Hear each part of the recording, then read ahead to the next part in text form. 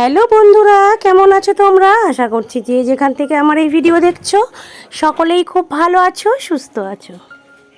স্বপ্নকা family নতুন একটি ব্লগে তোমাদের অনেক স্বাগত, অনেক ভালোবাসা জানাই। তো আজকে একটা নতুন দিন, নতুন সকাল। তো দেখো আজকে মোটামুটি সকাল থেকেই কিন্তু আমি আমার ভিডিও স্টার্ট করে দিয়েছি তোমাদের সকলকে সঙ্গে নিয়ে। আশা করছি আজকের ভিডিওটাও তোমাদের খুব ভালো লাগবে, তো পুরো ভিডিওটা তোমরা দেখতে থাকো। তো দেখো ঘুম থেকে উঠে আমার যেরকম ডেলি রুটিন পড়ানো থাকে, আমার কিন্তু সেই পড়ানোটা ছিল, যেহেতু ছেলেপেলে সবারই পরীক্ষা, তো এই কারণে পড়িয়ে নিয়ে আমি কিন্তু এই সমস্ত কাজগুলো শুরু করে দিয়েছি। আর ছেলেকেও কিন্তু স্কুলে পাঠিয়ে দিয়েছি, কেন কি বলো তো, ওরও কিন্তু পরীক্ষা শুরু হয়ে গেছে। তো এই কারণে এই যে ঘর থেকেই কাজ শুরু করলাম। ঘরদোর কিন্তু মোছা আমার আগেই হয়ে গেছে, শুধু এই যে ঘরের বিছানাটাকেই তুলে নিচ্ছি আর কি। আসলে ঈশানের বাবা তো লেট করে ওঠে, যার জন্য কি বলতো এই বিছানাটা কিন্তু আমার খুব লেট করেই তুলতে হয়। আর আজকে যাওয়ার কথা আছে একটা জায়গায়, লক্ষ্মীকে নিয়ে যাব একটু রানাঘাট। ওর কানটা হঠাৎ করেই সমস্যা হচ্ছে, যার জন্য একটু কানের ডাক্তারের কাছে নাম লেখানো হয়েছে। তো ওর সাথেই যাব একটু রানাঘাট। তো এই কারণে আমি কিন্তু খুব ঝটপট রান্না বান্না সেরে নিয়ে ওর সঙ্গে বেরিয়ে পড়ব। সকালে আমি সেদ্ধ ভাত করেছি, কেন তোমরা তো জানোই 8:30টার দিকে বাবা চলে আসে, তো বাবাকে কিন্তু আমি ভাতটাও দিয়ে দিয়েছি। আর আমরা সকালেও কিন্তু খেয়ে নিয়েছি। তারপরেই কিন্তু এই যে আমি ঘরের বিছানাটাকে তুলতে এসেছি। কি বলো তো, আগে বাইরের কাজ না করে ঘরে আসতে গেলে অনেকটাই সময় লেগে যায়, যার জন্য ওই যে শ্বশুরমশাইকে খাবার দিয়ে দিলাম। আর রাতে সেদ্ধ ভাত, তো তার জন্য আমরাও খেয়ে নিলাম। তারপরে এই যে দেখো আমি বিছানাটাকে পরিষ্কার করতে এসেছি। আর ওই যে দেখছো ড্রেসিং টেবিলের সামনে আমার একটা ব্ল্যাঙ্কেটের প্যাকেট রয়েছে। এই ব্ল্যাঙ্কেটটা জানো তো গেল বছর ড্রাই ওয়াশ করতে লন্ড্রিতে দিয়েছিলাম। আর এই যে ঠান্ডা পড়ার সাথে সাথে আমাদের ব্ল্যাঙ্কেটসের কথা মনে পড়লো। তো কালকে আমি আর ঈশানের বাবা গেছিলাম ওই ব্ল্যাঙ্কেটসটা নিয়ে আসতে। 1 বছর পরে গেছি ব্ল্যাঙ্কেটস আনতে। দোকানদার কি বলছে জানো? বলছে এই যে দোকানে রেখে দিলাম 1 বছর, তার ভাড়া দিতে হবে। মানে হ্যাঁ, হেসে হেসেই বলছে আর কি। বলছে এই যে প্যাকেটটা প্রতিদিন আমি মুছে মুছে রাখছি, তার কোনো ভাড়া নেই, তার ভাড়া দিয়ে তারপরে ব্ল্যাঙ্কেটস নিয়ে আসতে। মানে এইরকমই আর কি করছিল ঈশানের বাবার সাথে আর কি। তো যাই হোক বন্ধুরা, দেখো বিছানাটা আমার গোছানো হয়ে গেছে। এবার কিন্তু আমি চলে যাব রান্নাতে। বাকি রান্নাটুকু করে, বাকি রান্না বলতে রান্না কিন্তু আমি মোটামুটি বসিয়ে দিয়েছি, ডালও সেদ্ধ করতে বসিয়ে দিয়েছি। আর একদিকে কিন্তু ভাতটাও বসিয়ে দিয়েছি। এই ঘরটাকে পরিষ্কার না করে বেরোলে আমি ঠিক কাজের পাই না আর কি। মানে অগোছালো অগোছালো একটা ব্যাপার থেকে যায়। তো ওই জন্য দেখো এই ঘর থেকে শুরু করলে সমস্তটাই কিন্তু আমার খুব তাড়াতাড়ি মনে হয় হয়ে যায়। তো যাই হোক বন্ধুরা, আবারও আমি আমার ভিডিওর মাঝে আমার সকল বন্ধুদের অনেক অনেক ধন্যবাদ জানাই, যারা আমার ভিডিওতে সুন্দর সুন্দর কমেন্ট করছো। তো তোমাদের কমেন্টের আশায় কিন্তু আমি বসে থাকি। তো তোমাদের কমেন্ট পড়ে কিন্তু আমার ভীষণই ভালো লাগে। তো তোমরা কিন্তু এইভাবেই আমাকে কমেন্ট করতে থাকো। তো তারপরে দেখো ফ্রিজে মাছ ছিল, তো সেই মাছটাকে আমি বার করেছি। তো এই মাছগুলো সেই আগের দিনের ভিডিওয়ে তোমরা দেখেছো, ঈশানের বাবা মাছ ধরতে গেছিলো। তো সেই মাছটাই কিন্তু আমি পরিষ্কার করে কেটে ফ্রিজে রেখেছিলাম। তো সেই মাছটাই কিন্তু আজকে রান্না করব। আর এই যে এদিকে পালং শাক নিয়ে এসেছিলো, পালং শাকটাও কিন্তু 2-3 দিন ফ্রিজেই ছিল। তো এর পরে না খেলে না পালং শাকটা নষ্ট হয়ে যাবে। তো যাই হোক বন্ধুরা, এদিকে আমার দেখো ডালটা বসিয়ে দিয়েছি, আর এদিকে পালং শাকটা কিন্তু আমি কেটে নিচ্ছি। আজকে করব বড়ি দিয়ে পালং শাক, ডাল করব, আর করব ওই যে পুঁটি মাছ চচ্চড়ি। কতটা রান্না তোমাদের সঙ্গে শেয়ার করব আমি বুঝতে পারছি না, তো তোমরা দেখতে থাকো। আজকে যেহেতু একটু তাড়াহুড়োর মধ্যেই আছি, তো এই জন্য আর কি।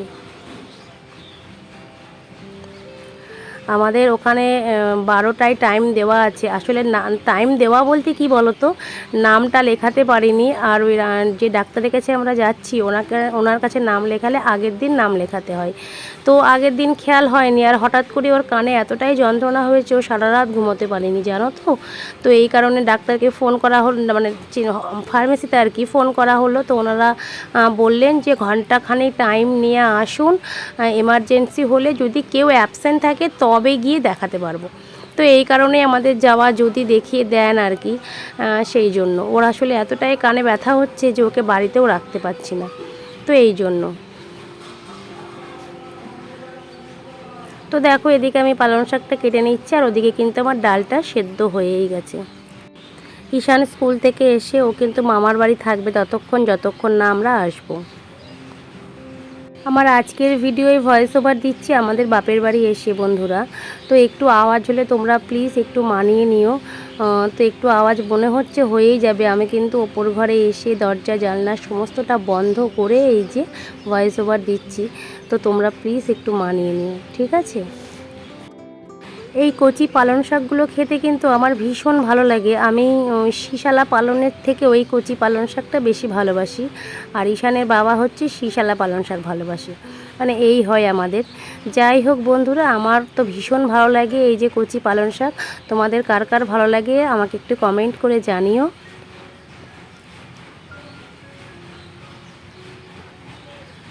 তো দেখো ডালটা আমার সেদ্ধ হয়ে গেছে। এবার কিন্তু আমি পটলটাকে ভেজে নেব। আসলে কয়েকটা পটল ফ্রিজে বেশ কিছুদিন ধরে রয়েছে। এবার এরপরে যদি এই পটলগুলো খেয়ে না নেওয়া যায় আর কিন্তু খাওয়া হবে না, এবার হলুদ হয়ে শুকিয়ে যাবে। তো এই কারণে ডালের সাথে তো একটা ভাজা দরকারি। তো এই কারণে কিন্তু আমি পটল ভাজাটা করে নিলাম। আর ডালটা করেছি কিন্তু জলপাই দিয়ে। আগের দিন বাবা এসে জলপাই দিয়ে গেছিলো, তো সেই জলপাই দিয়েই ডালটা করলাম। কেমন লাগবে জানি না, এই প্রথমবার কিন্তু আমি জলপাই দিয়ে ডাল করছি। আর এদিকে দেখো পালং শাকটা আমি বসিয়ে দিয়েছি। পালং শাকটা কিন্তু বড়ি দিয়ে নিরামিষভাবেই করছি। একটু ভাজা জিরে দেব, তাতেই কিন্তু খুব ভালো লাগে। চিংড়ি মাছ দিয়ে করলেও ভালো লাগে, কিন্তু আজকে না ও চিংড়ি মাছ বাজারে পাইনি। সব দিন তো সব মাছ পাওয়া যায় না, এই রকম একটা ব্যাপার হয়েছে। চিংড়ি মাছ দিলেও কিন্তু এই যে পালং শাকের ঘন্টটা খুব ভালো লাগে। তো দেখো পুঁটি মাছগুলো আমি ভেজে নিচ্ছি।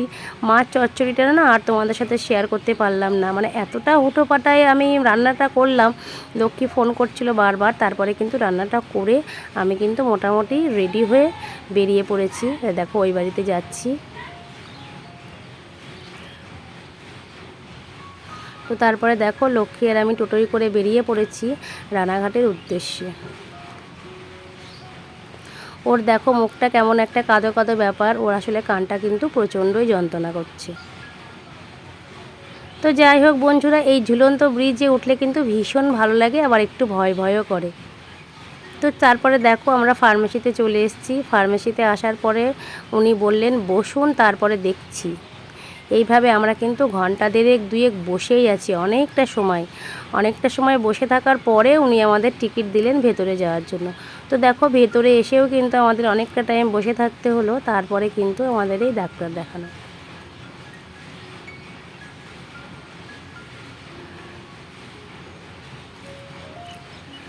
লক্ষ্মীর মনটা খুব খারাপ, ডাক্তার কি বলবে এটা নিয়েই কিন্তু ও টেনশন করছে। যাই হোক ডাক্তার দেখিয়ে আমরা বেরিয়ে গেছি। এবার কিন্তু আমরা রানাঘাট মার্কেটের ভেতরে একটু ঢুকলাম কয়েকটা জিনিস কেনার জন্য। লক্ষ্মীর পার্লারের কিছু কেনাকাটা লাগবে, আর এই যে আমি কয়েকটা জিনিস কিনলাম। তো দেখো তারপরে কিন্তু বাড়ি চলে এসেছি। এবার অনেকটা পরে তোমাদের সামনে আসলাম। তো দেখো একটা জিনিস, এই RCM থেকে এই গ্রিন টিটা কিনেছি। আগের দিন আমার বোনের বর এসেছিল, তো কয়েকটা জিনিসই কেনা হয়েছিল, তোমাদের সঙ্গে সেটা কিন্তু শেয়ার করা হয়নি। তো এই RCMের গ্রিন টিটা তোমাদের সাথে শেয়ার করলাম। চাটা কিন্তু খেতে খুবই ভালো, যদিও ঈশানের বাবার খুব একটা পছন্দ হয়নি, আমার কিন্তু বেশ লেগেছে। তো এই চাটাই আজকে করে নিচ্ছি প্রথমবার। ডাক্তার দেখিয়ে আস্তে আস্তে আমাদের কিন্তু মোটামুটি 4টে বেজে গেছিলো। তো 4টের সময় এসে খাওয়া দাওয়া করে একটু রেস্ট নিয়ে এই যে সন্ধেবেলা তোমাদের সামনে আসলাম।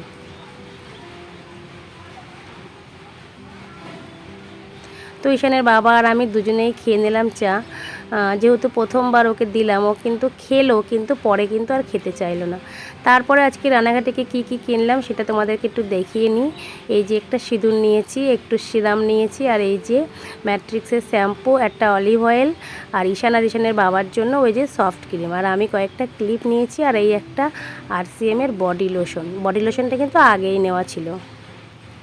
তো তারপরে ঈশানের আজকে ড্রয়িং ছিল, ঈশানকে ড্রয়িংয়ে পাঠিয়ে এই দেখো আমি কিন্তু এই যে শীতের পোশাকগুলো সামনে রাখছি, আর এই গরমের পোশাকগুলো ভাঁজ করে ভেতরের দিকে রেখে দিচ্ছি। এইটা তো প্রত্যেকবারই করতে হয়, না হলে ওই যে ঈশানের বাবা কিছুই খুঁজে পাবে না। আর ওর এই যে হাফ হাতা জামাগুলো এই দেখো কেচে টেচে আমি কিন্তু সবটা ভাঁজ করে গুছিয়ে একদম একটু ভেতরের দিকে রাখতে হবে, আর ওর ফুলাদা জামাগুলো ভাঁজ করে সামনের দিকে রাখতে হবে, না হলে এটা খুঁজে পাবে না সেটা খুঁজে পাবে না। এইভাবে কিন্তু কিন্তু আমি পরিপাটি করে ওর জামা কাপড়গুলো রেখে দিই, যাতে ওর খুঁজে পেতে সুবিধা হয়।